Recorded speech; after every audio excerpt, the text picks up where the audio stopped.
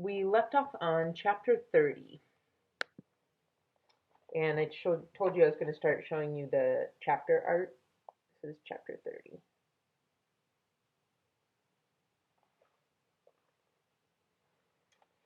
Minley's feet pounded against the rocky ground, fighting the uneven earth as she climbed upward. It was difficult. The wind-carved rocks and boulders seemed to grow from the ground like trees, confusing her way and disrupting her balance. Minley was so intent on her movement that she almost didn't notice a low growl, but she halted as soon as she heard it. The tiger.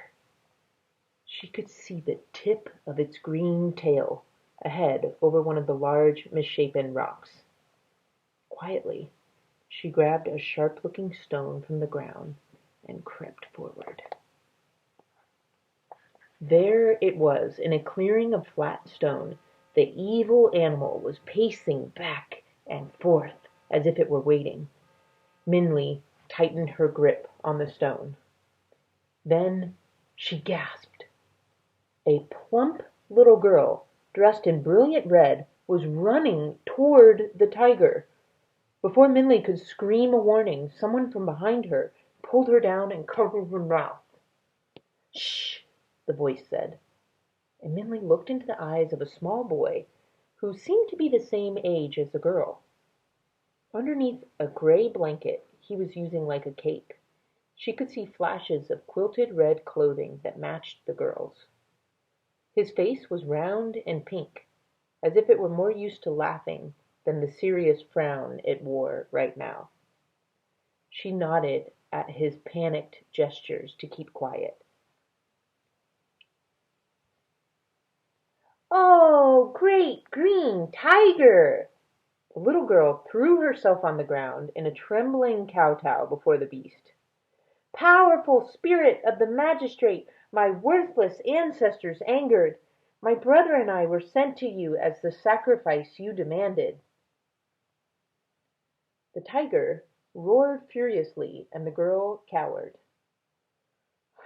"I'm sorry," the girl said, her voice quivering. "My brother and I were both sent to you, but on the way here another monstrous beast attacked us. He took my brother, so there's only me." The tiger made an outraged sound. "Yes, another beast," the girl said. "This is what happened." The story the girl told the green tiger. "Your message to the family caused an uproar. There was great wailing and crying as Agong, our grandfather, told us that you demanded 2 children every month to be sacrificed to you. It was payment for the insult our ancestors caused you, he said, and if we paid, you would leave the rest of the family in peace. It was a high price, but we knew with your immense power and strength we could not disobey. So my brother and I chose to be the first 2 children. As the family wept, my brother and I left our home to go to you, but as we made our way to meet you, an evil beast jumped from the rocks. He looked like you, only not as strong or as mighty, of course, and he was dark, the color of a night shadow. He roared at us, but as we trembled to the ground, I cried out, 'Do not eat us, beast! We belong to the great green tiger!' And the beast stopped his roar at my words. 'Green tiger,' he growled. 'Yes,' I said, 'we are sacrifices for the great green tiger. We are not for you. If you attack us, you will make the mighty great green tiger angry, and he will destroy you.' 'Destroy me! Ha, ha, ha!' the beast laughed. 'The green tiger is an old weakling.' 'No,' my brother protested. 'The great green tiger is the most powerful beast of all. None can defy him.' The beast laughed again. 'Ha, ha, ha! A paper pig is more mighty than a green tiger. I will take you, but leave the other for him, pathetic dog that he is.' And that's the story that the girl told the green tiger. "And with that," the girl said, He took my brother and dragged him to his cave." And then the girl burst into sobs as Minley stole a glance at the boy. The boy looked a bit sheepish, but again put his fingers to his lips for quiet, and the tiger growled with impatience.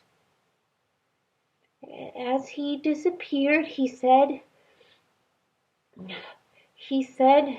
and the girl swallowed nervously at the green tiger's furious face. What do you think a furious face looks like? Really angry. See a lot of furious faces right now.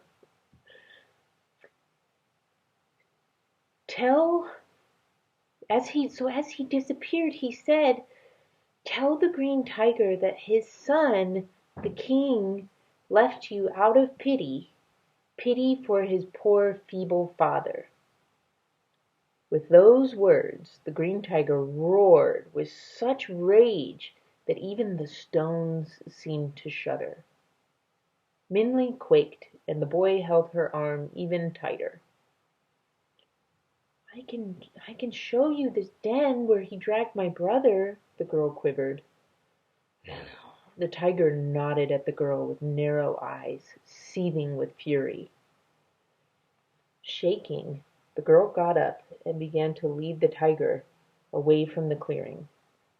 Minley, with the boy beckoning, silently followed. Chapter 31.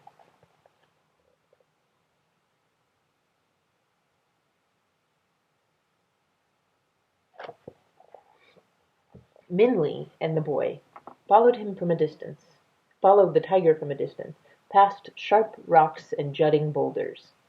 The girl finally stopped in another clearing. It was only when Minley and the boy pressed up behind one of the rocks that she realized it was once a stone carving, and the clearing was the ruin of an abandoned house, now mostly worn away by the wind. "Here," the girl said, "the beast dragged my brother into that cave." She pointed to a strange hole in the ground. Minley scarcely recognized it as a large, abandoned well. The rocks around the opening were rough and cracked, and a ripped piece of red fabric lay torn on one of the sharp stones. Minley looked at the boy and saw his ripped pants. He smirked. The beast, your son," the girl faltered, "is in there. He also said—" The tiger growled at her to continue. Um, "He said that," and the girl swallowed in fear, "that you would be too much of a coward to confront him." The tiger glowered furiously, stalked to the edge of the well, and snarled into the blackness. "He's in there," the girl said. "Do you see him?" The deep well was full of shadows, but the dark water caught the reflection of the tiger's menacing eyes and sharp teeth. Full of wrath, the tiger growled at his own reflection, thinking it was a beast. As the reflection growled back, the tiger gave a furious roar, and the roar echoed back. "That's him," the girl said. "He's mocking you." Outraged, the tiger clawed the stone ground and snarled again, even louder and angrier. "How dare he?" the girl said. "He insults you, your own son." The girl's words and his echoing roars set the green tiger off into a frenzy. The air seemed to be charged with his uncontrollable fury. Every hair on the tiger seemed to jut out like sharp spikes, and his teeth and eyes glittered like the cutting edge of a knife. He gave a deafening roar that bellowed, filling the sky with thunder. At its sound, the girl fell to the ground, and Minley and the boy covered their ears. The tiger bared his teeth and claws for an attack, and when the roar echoed back, it overwhelmed him with wild rage. Finally, the green tiger gave one last roar and leapt into the well. The girl, boy, and Minley stood frozen as the air filled with roars and the sound of splashing water. Then, suddenly, the wind carried one last howl into the sky. There was silence. Minley stared in disbelief. The green tiger was gone. You guys want to read one more? Okay. Okay. Chapter 32.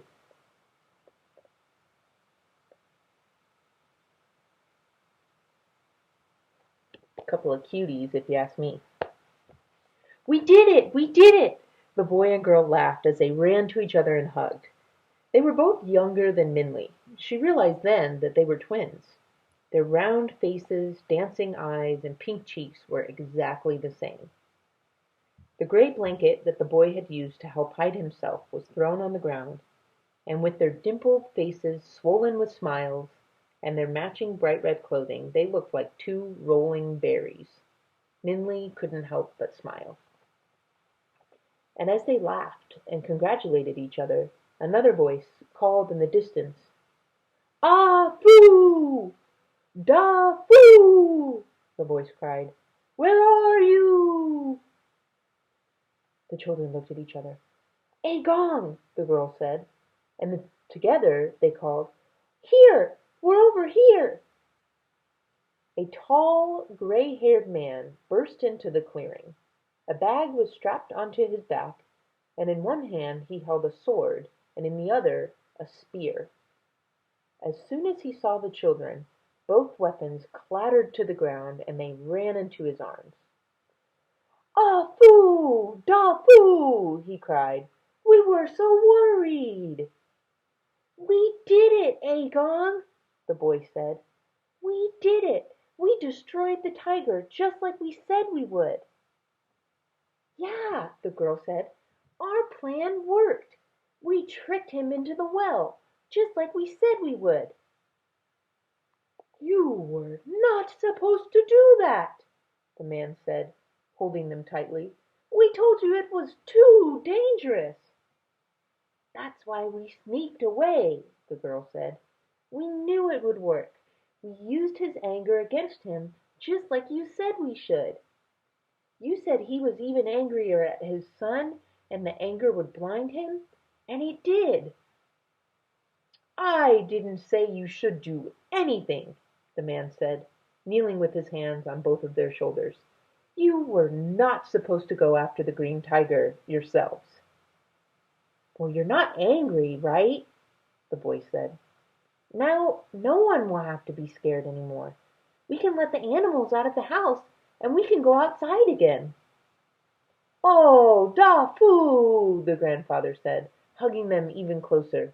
"Ah foo! As long as you are both safe, that is all that matters." Then the gray-haired man saw Minley watching them. "And who is this?" he said, beckoning Minley to come closer. Before either child could say a word, Minley rushed up with a hurried bow. "Please," she said, "my friend, the green tiger, injured him. He's hurt, and—" The grandfather quickly pushed the children off of him and stood up. "Hurt by the green tiger!" he said. "Take me to your friend quickly. It is lucky I brought the medicine bag with me. Dafu, get your blanket and give it to this girl. She is cold." So the boy ran for his blanket, stopping to pick up the torn fabric from his pants, and brought it to her. Minley wrapped the gray blanket around her. She was grateful for its warmth, but even more grateful that the man wanted to help her immediately. "How long ago was your friend injured?" the man asked, as he urged her to lead the way. After Minley told him, he shook his head. "We must hurry then," he said. The green tiger is no ordinary beast. His teeth and claws are poison. Without the medicine I have, he will die before the sun sets." Minley swallowed hard, and quickened her pace. The wind seemed to scream a warning, and even under the layers of Dafu's blanket she felt cold. Would they be too late? Would they be able to save the dragon? I guess we'll have to find out tomorrow, because that's where we stop for today.